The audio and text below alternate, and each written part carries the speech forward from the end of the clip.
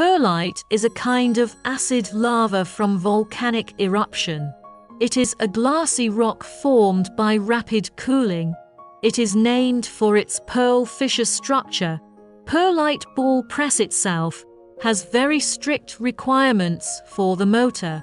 Because of different raw materials, the pressure used in the middle is also different.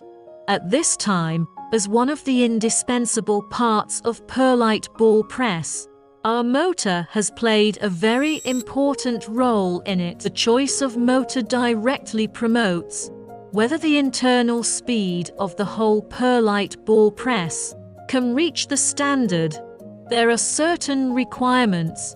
If the motor of the Perlite ball press is small, it means that the pressure of our whole Perlite ball press is too low. Once the pressure is reduced, then our ball machine could have a very serious problem with ball formation.